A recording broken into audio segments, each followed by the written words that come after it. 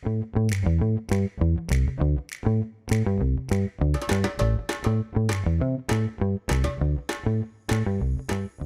suis Kim Claire, j'ai une surdité de sévère à profonde de naissance.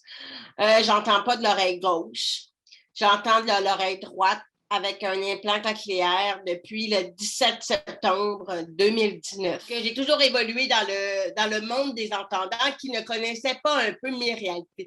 Mais il faut dire que moi-même, je ne connaissais pas, vu que j'étais dans le monde des entendants et que mes parents ont grandi avec un peu la découverte de ma surdité et pensaient sûrement que l'appareil auditif venait régler tous mes problèmes, ce qui n'est pas le cas. J'avais beaucoup de misère à m'intégrer avec les autres. J'étais pas moi-même à 100%, je crois. Et ce qui fait en sorte que je m'adaptais beaucoup aux autres, mais pour avoir l'air cool. Mais je ne parlais pas de ma surdité en détail. En fait, j'en ai vraiment jamais parlé jusqu'en peut-être la fin de 2017, juste un peu avant d'avoir mon implant cochléaire. L'acceptation de ma surdité a été très longue. Lorsque j'ai commencé à en parler en 2017, début 2018, j'avais beaucoup peur du jugement, en fait. J'ai tellement eu peur du jugement dans ma vie, le jugement des autres, que c'est un peu pour ça que j'en parlais pas, que j'étais pas moi-même. Et lorsque j'ai commencé à me dévoiler au travers de mes dessins pendant ma réadaptation, ça m'a énormément aidé dans mon cheminement personnel. C'est quelque chose qui fait partie de moi et que je n'avais jamais dévoilé. Alors, j'ai des frissons quand j'en parle, mais c'est vraiment quelque chose que j'aurais aimé faire, aimé avoir, être capable de faire plus tôt dans mon parcours. Quand on parle de surdité, il y a l'identification qui va être super importante.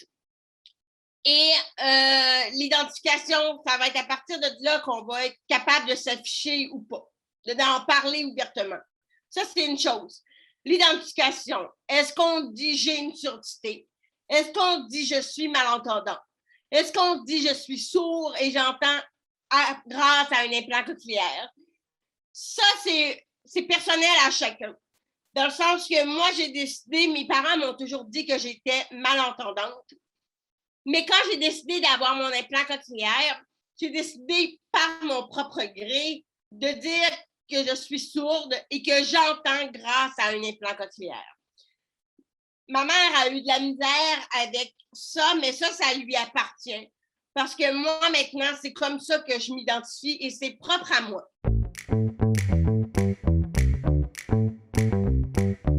La lecture labiale pour les sourds et malentendants, c'est une arme secrète qui va être utilisée et souvent plus utilisée qu'on pense. Alors moi, c'est vraiment la lecture labiale qui m'a aidée.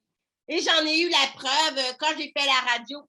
En fait, je lis énormément sur les lèvres, alors j'ai besoin d'être concentrée face à la personne. Et j'avais une personne qui s'occupait vraiment de la technique. Alors moi, ça m'aidait énormément parce que j'avais pas à être distraite, j'avais juste à me concentrer, à faire la recherche sur mon invité, poser les bonnes questions et être concentrée.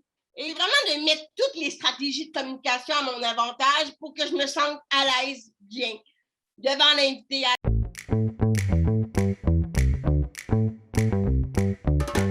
J'ai choisi de me faire implanter parce que en 2017, j'ai eu un épuisement professionnel et de communication. Je me sentais épuisée. Ça faisait depuis 2003 que j'étais en affaires. Je ne m'étais pas arrêtée. Je venais de lancer un livre. Je n'avais pas arrêté. J'avais travaillé par moi-même. Et j'avais le goût de rien faire. Puis, je me sentais plus, mon énergie, je ne la retrouvais plus. Je voulais me donner un nouvel outil pour être encore plus moi-même, tout simplement. Ça m'a amené à me rebâtir un peu parce que ça demande énormément d'énergie. C'est c'était un temps d'arrêt pour moi qui m'a amené justement à dessiner, à revoir ma façon de penser. Ça a beaucoup joué avec mon ego, ça a beaucoup joué avec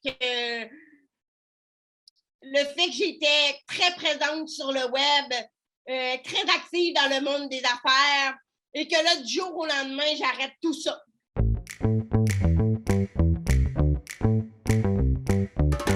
Je trouve que le partager m'aide à plus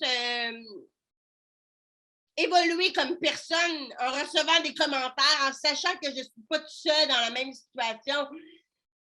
Ça m'a aidé énormément à comprendre, à mettre des mots sur ma réalité. Et j'ai partagé pendant près d'1 an des dessins. Mais en mai dernier, j'ai choisi de prendre tous mes dessins puis d'en faire une bande dessinée en sélectionnant les meilleurs moments.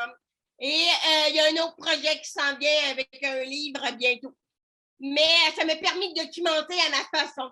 Je pense que le fait de documenter ça à ma façon, dans une vulgarisation un peu cartoon, simple, a aidé beaucoup de personnes. Et moi, ça m'a aidé à mettre des mots à ce que je vivais.